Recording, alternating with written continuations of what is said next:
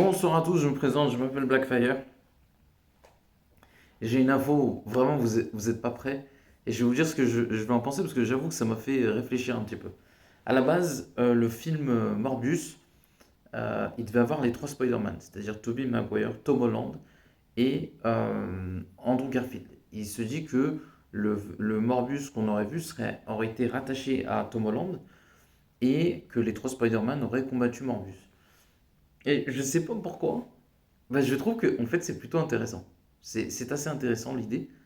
Euh, mais il y a juste des trucs bizarres, mais sur le papier, c'est pas complètement idiot. Ça aurait été pertinent de voir trois Spider-Man différents affronter Morbius et au bout du compte qui sont rattachés à un Spider-Man. Ça aurait été bizarre, mais ça aurait été audacieux en fait pour le coup. Et non, non, ça aurait été pertinent. Ça aurait été pertinent. Et en l'occurrence, bah, c'était intéressant en fait, dans le film. Enfin, ça aurait pu être intéressant dans le film.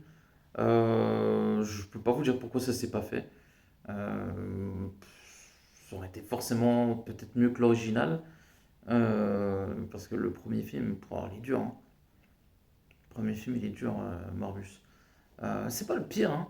Je pense que le pire, c'est que ça reste Kraven quand même. À la fin, moi, je sais pas, j'ai vu Morbus, mais je l'avais vu sans beaucoup d'intérêt et c'était correct. C'était correct. Voilà.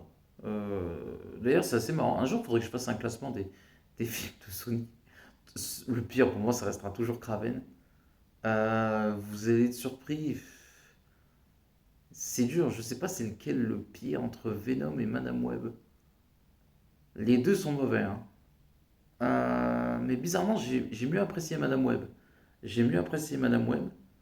Donc je mettrais Venom après me Kraven. Après, je mettrais peut-être Madame Web euh, ou Morbus, je sais pas.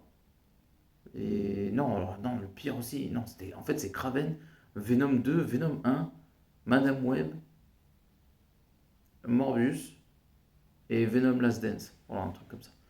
Parce que Venom Last Dance, j'avais plus rien à faire, donc à la fin, en vrai, j'avais trouvé. En plus, il y avait plein de trucs fidèles aux comics et c'était un peu plus regardable que les autres. Voilà. Je sais pas qu'est-ce que je peux vous dire d'autre sur ce que je viens de vous dire.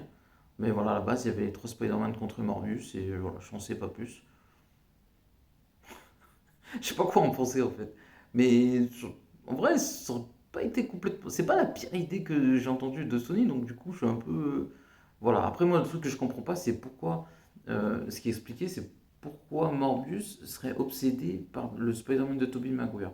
C'est juste ça que je comprends pas. Parce que c'est pas le cas de Morbius dans les comics. Certes, ils se sont affrontés ou tout ça, mais il n'est pas obsédé par Spider-Man, il est obsédé par la soif de sang. Et c'était quelqu'un qui essaie de trouver un remède qui est devenu justement un peu comme ce que raconte le film dans sa première partie.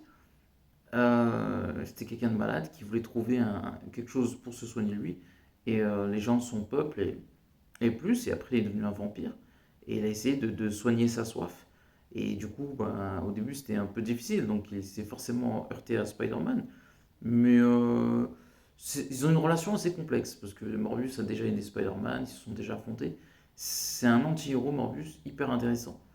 Et qui mérite bah, que le personnage soit retapé, parce que ça a été tellement catastrophique. Enfin, pas si catastrophique que ça, mais je pense que c'est le résultat au box-office, et je pense la qualité du film qui fait que ça aurait pu être meilleur. Voilà.